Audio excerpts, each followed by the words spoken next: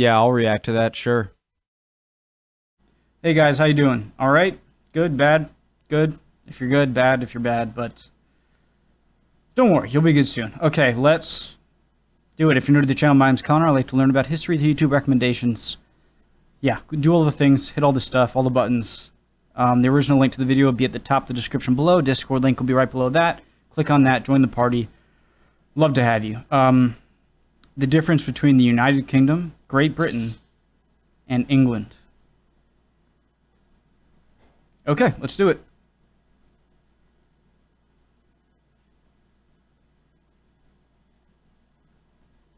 Welcome to the United Kingdom and a whole lot more, explained by me, CGP Grey. The United Kingdom, England, Great Britain, are these three the same place? Are they different places? I thought that the United Kingdom and Great Britain were the same thing, but obviously not. Or is Great Britain the island and United? I don't know. Clearly I need to learn. Do British people secretly laugh at those who use the terms incorrectly? Who knows the answers to these questions? I do, and I'm going to tell you right now. For the lost, this is the world, this is the European continent, and this is the place we have to untangle. The area shown in purple is the United Kingdom. Part of the confusion is that the United Kingdom is not a single country, but instead is a country of countries. It contains inside of it 4 co-equal and sovereign nations. The first of these is England, shown here in red. England is often confused with the United Kingdom as a whole because it's the largest and most populous of the nations. So England is one of the 4 countries, Britannia is the island, and then United Kingdom includes Northern Ireland. Is that, am I right? It contains the de facto capital city, London. To the north is Scotland, shown in blue, and to the west is Wales, shown in white. And, often forgotten even by those who live in the United Kingdom, is Northern Ireland, shown in orange. Each country has a local term for the population. While you can call them all British, it's not recommended as the 4 countries generally don't like each other. The Northern Irish, Scottish, and Welsh regard the English as slave-driving colonial masters, no matter that all 3 have their own devolved parliaments and are allowed to vote on English laws, despite the reverse not being true, and the English generally regard the rest as rural yokels who spend too much time with their sheep. However, as the 4 constituent countries don't have their own passports, they are all British citizens, like it or not. They are British citizens of the United Kingdom, whose full name, by the way, is the United Kingdom of Great Britain and Northern Ireland. So where's Great Britain hiding? Right here. The area covered in black is Great Britain. Unlike England, Scotland, Wales, and Northern Ireland, Great Britain is a geographical rather than a political term. Great Britain is the largest island among the British Isles. Within the United Kingdom, the term Great Britain is often used to refer to England, Scotland, and Wales alone, with the intentional exclusion of Northern Ireland.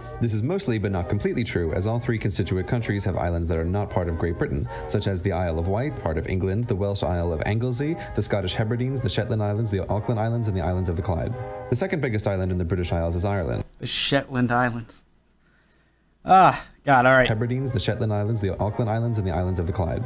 The second biggest island in the British Isles is Ireland. It's worth noting at this point that Ireland is not a country, like Great Britain is a geographical, not political term. The island of Ireland contains on it 2 countries, Northern Ireland, which we have already discussed, and the Republic of Ireland. When people say they are Irish, they are referring to the Republic of Ireland, which is a separate country from the United Kingdom. However,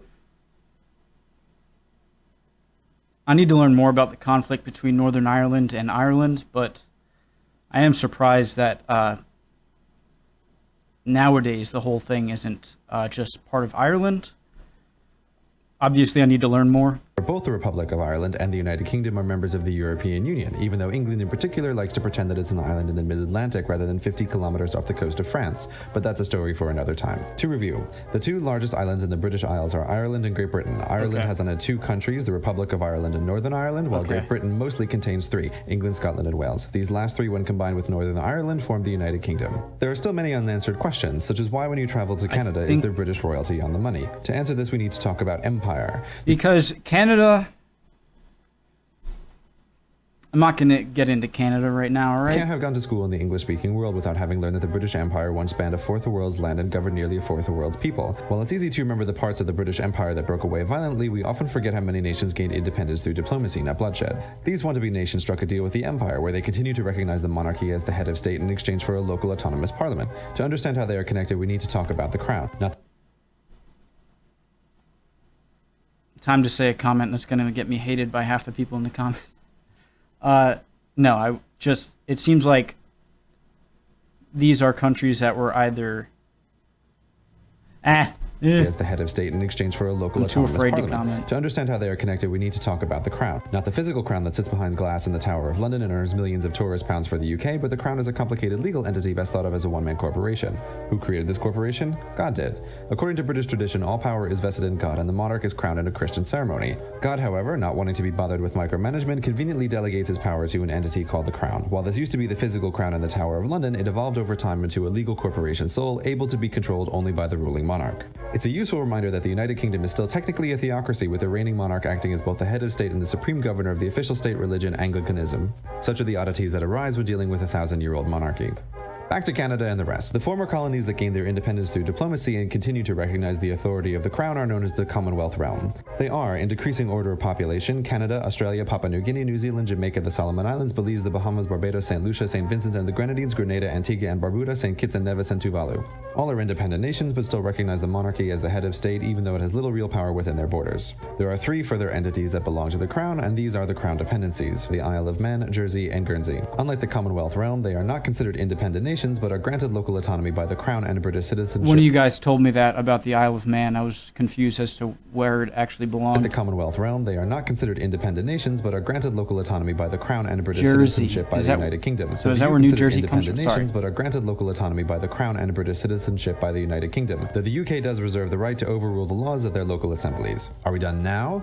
Almost, but not quite. There are still a couple of loose threads, such as this place, the tiny city of Gibraltar on the southern coast of Spain, famous for its rock, its monkeys, and for causing diplomatic tension between the United Kingdom and Spain. Or what about the Falkland Islands, which caused so much tension between the United Kingdom and Argentina that they went to war over them? These places belong in a last group of crown properties known as British Overseas Territories, but their former name, Crown Colonies, gives away their origin. They are the last vestiges of the British Empire. Unlike the Commonwealth realm, they have not become independent nations and continue to rely on the United Kingdom for military and sometimes economic assistance. Like the crown dependencies, everyone born within their borders is a British citizen. The Crown Colonies are, in decreasing order of population, Bermuda, the Cayman Islands, the Turks and Caicos Islands, Gibraltar, the British Virgin Islands, Akrotiri and Dikelia, Anguilla, St. Helena, the Ascension Islands, Tristan da Cunha, Montserrat, the British Indian Ocean Territory, the South Georgia and South Sandwich Islands, the Falkland Islands, the British Antarctic Territory, and the Pitcairn Islands.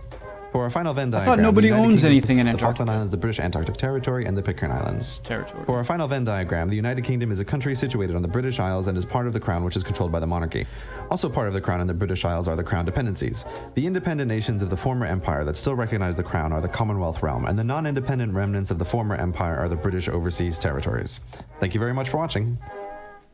Cool. Alright. I went to, like, somewhat knowing what it was to more confused to, okay, I think I get this. That was interesting. I want to learn more about the conflict between Northern Ireland and Ireland. That'd be cool. If any of you guys have a video on that, you could recommend. Alright, yeah, so Britain is the island that Wales, Scotland, and England is on. Northern Ireland is part of the UK, but is not on the island of Britain, obviously.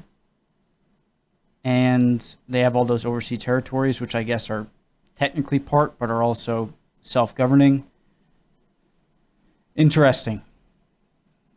A bit similarities with the US and its territories, too. All right, that was a cool video. I should do a few more CGP Grey reactions. They're a good channel. Yeah, so if you have any recommendations, do that. Hit all the buttons. My voice is a bit weird today, sorry. All right, see you guys next time.